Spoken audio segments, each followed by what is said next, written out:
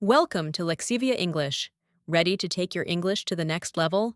Here we learn through stories, slow, clear, and fun. So sit back, listen carefully, and enjoy the journey. Chapter 1. The Day the Earth Cracked Open. At 11:47 a.m. Greenwich. Meantime, on a Tuesday. In October, seismologists around the world noticed something that made their blood run cold.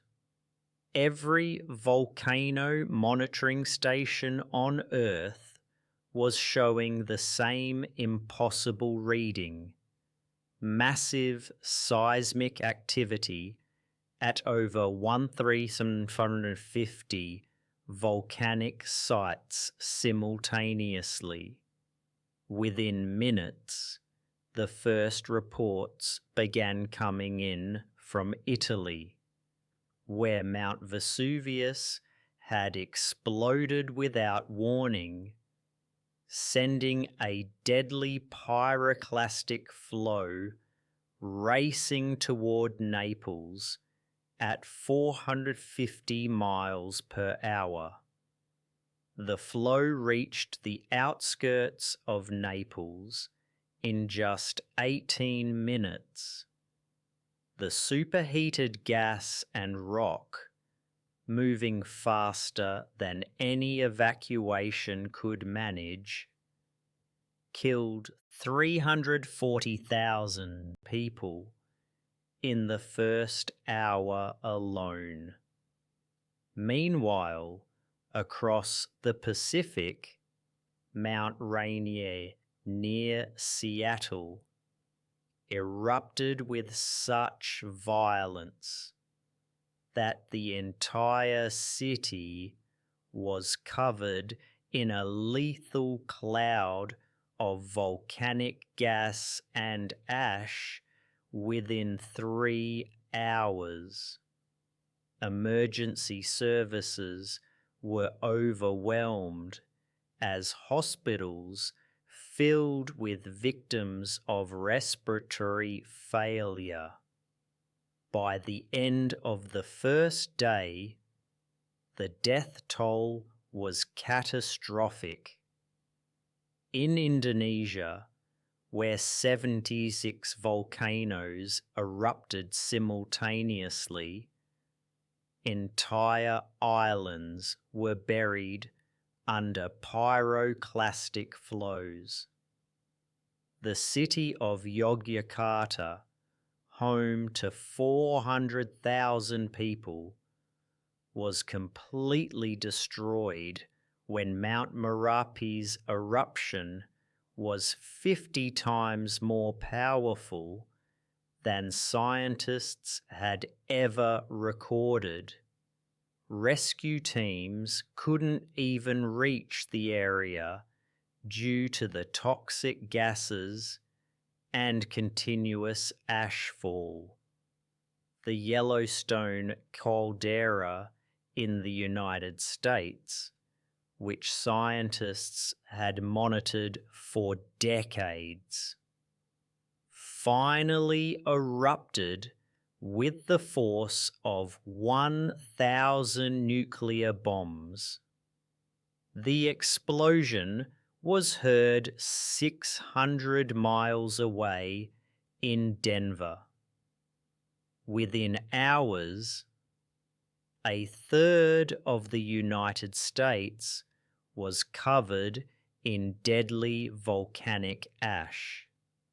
Cities like Salt Lake City and Denver were buried under 6 feet of ash, trapping millions of people in their homes as roofs collapsed and breathing became impossible without gas masks. Chapter 2.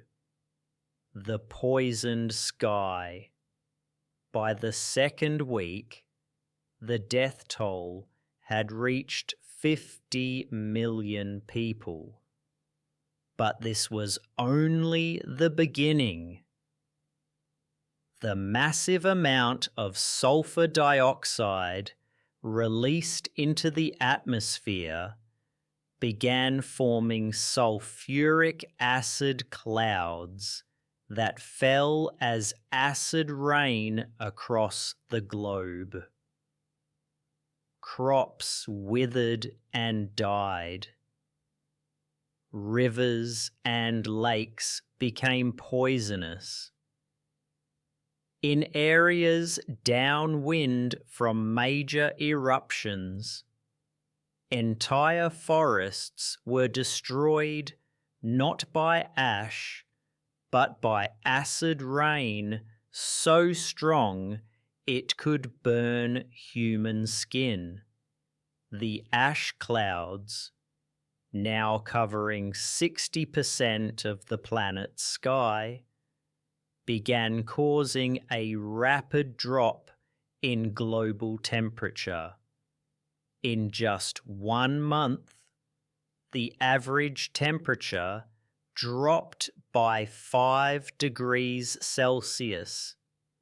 This sudden climate change triggered massive crop failures worldwide. The wheat harvest in Ukraine and Russia failed completely. Rice paddies in China and Southeast Asia produced nothing. Famine began to spread as food supplies ran out. Aircraft were completely grounded worldwide. The abrasive volcanic ash destroyed jet engines within minutes of flight. This meant no international aid could be flown to affected areas. Ships became the only way to transport food and medical supplies, but many ports were blocked by floating volcanic debris and ash. The global economy collapsed as international trade became nearly impossible.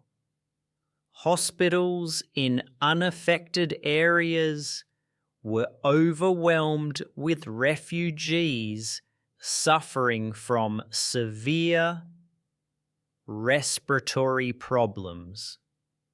Volcanic ash contains microscopic glass particles that cut lung tissue and cause a condition called silicosis. Even people hundreds of miles from eruptions developed permanent lung damage from breathing the ash-filled air. Medical supplies ran short as millions of people needed oxygen machines and breathing treatments. Chapter 3: The Great Die-Off. 6 months after the eruptions began, the true horror of the situation became clear. The combination of poisoned air, failed crops, and collapsed supply chains had created a global famine unlike anything in human history. The death toll had reached 200 million people, but starvation was now killing more people than the volcanoes themselves. In India, where monsoon rains had been replaced by acid precipitation, 300 million people faced immediate starvation. The government tried to distribute emergency food supplies, But with transportation systems crippled and crops dead, there simply wasn't enough food to go around. Similar situations developed across Africa, where the already vulnerable population faced complete agricultural collapse. Wealthy nations that had initially tried to help found themselves struggling to feed their own populations. In Germany, emergency rationing allowed each person only 800 calories per day, barely enough to survive. In Japan, where Mount Fuji's continued eruption had contaminated most of the country's farmland, the government began the largest evacuation in human history, trying to move 60 million people to less affected areas. The social order began to break down in many regions. In the United States, where the western third of the country was uninhabitable, mass migration eastward led to violent conflicts over resources. Cities like Chicago and New York, swollen with refugees, experienced riots as food became scarce. Military forces were deployed to maintain order, but even they were struggling with supply shortages and desertions. Diseases began spreading rapidly through overcrowded refugee camps. Cholera, typhoid, and dysentery killed thousands daily in camps that lacked clean water and proper sanitation. Medical systems, already strained by volcanic injuries, completely collapsed under the weight of infectious disease. Outbreaks. Chapter 4. Adaptation or death. By the end of the first year, humanity faced an unavoidable truth. Adapt or face extinction. The death toll had reached 500 million, nearly 7% of the world's population. But in the midst of this catastrophe, remarkable examples of human ingenuity and cooperation began to emerge. In northern Canada and Scandinavia, regions that had been relatively unaffected by direct volcanic activity, massive greenhouse complexes were constructed using geothermal energy.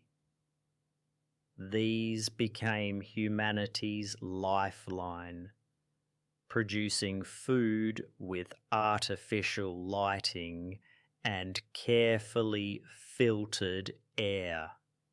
The techniques developed here were quickly shared with other surviving communities through radio networks. Underground cities began to emerge in areas with suitable geology.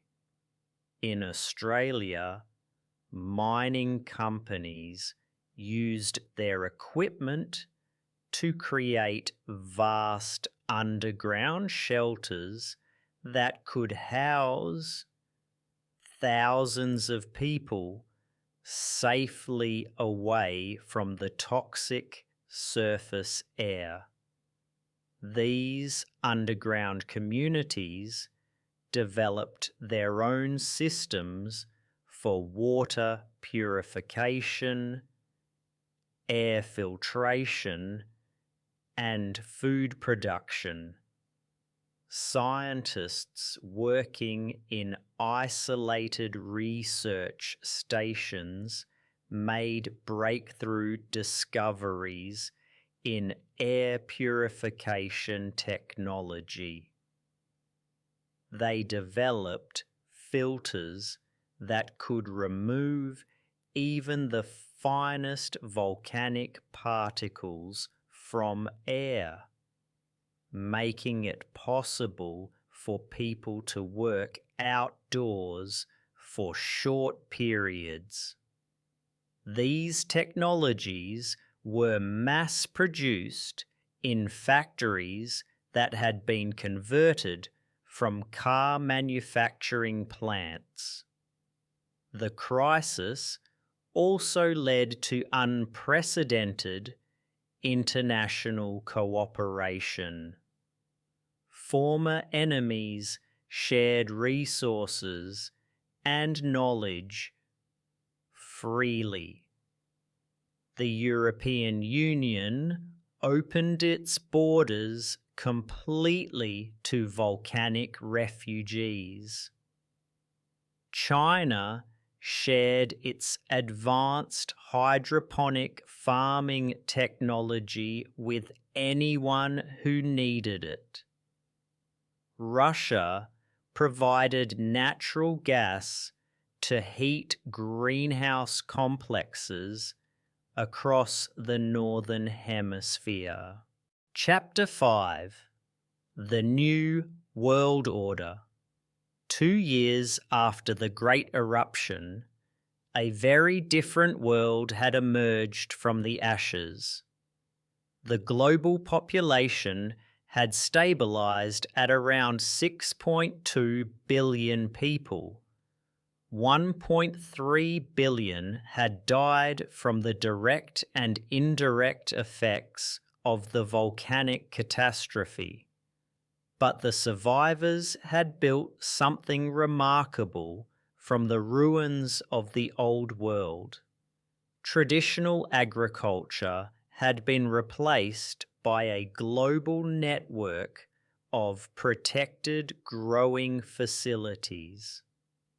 Every major population center had its greenhouse complex, underground growing facility, or hydroponic farm. Food was more carefully managed and distributed than ever before in human history. Waste was almost completely eliminated as every calorie became precious. New technologies developed during the crisis had revolutionized energy production. Geothermal energy, which had always been a small part of the energy mix, became dominant as people learned to harness the same geological forces that had nearly destroyed civilization. Solar panels, designed to work in low-light conditions, provided supplementary power. The massive refugee movements had permanently changed the world's demographics. Australia's population had doubled as people fled the volcanic zones of Southeast Asia. Northern Canada became home to millions of Americans who could no longer live in the Western United States.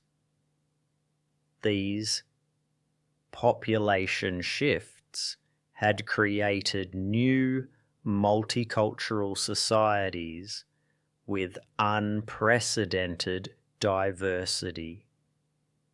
Medical advances made during the crisis had led to better treatments for respiratory diseases and improved emergency medicine. The experience of treating millions of volcanic victims had taught doctors new techniques for treating mass casualty events and working with limited resources. Chapter 6: Lessons. Written in ash. 5 years after the Great Eruption, volcanic activity had decreased to manageable levels, though many volcanoes remained more active than they had been before the crisis. The ash had mostly settled from the atmosphere, and sunlight was beginning to reach the Earth's surface. Normally again. But the world that emerged was forever changed. Cities were now built with volcanic disasters in mind. Every new building had air filtration systems and emergency supplies. Early warning systems had been improved to detect volcanic activity months in advance. International cooperation agreements ensured that no region would face future volcanic disasters alone. The crisis had accelerated technological development by decades. Clean energy, efficient food production, and environmental protection technologies had all advanced rapidly under the pressure of necessity. Ironically, the temporary cooling caused by the volcanic ash had given humanity time to address climate change more effectively. In schools around the world, children learned about the grey years as the time when humanity faced its greatest natural disaster and survived through cooperation and innovation. They studied the 1.3 billion people who had died not as statistics, but as individuals whose sacrifice had taught the survivors valuable lessons about resilience and mutual dependence. The volcanic disaster had been the deadliest natural catastrophe in human history, but it had also been humanity's greatest teacher.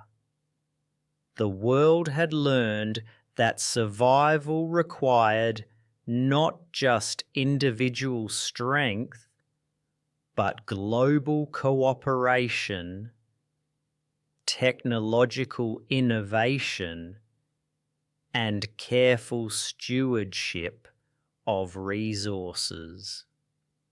As people watched the clear blue skies that had returned, they remembered not just the darkness of the grey years, but the light of human ingenuity that had guided them through it.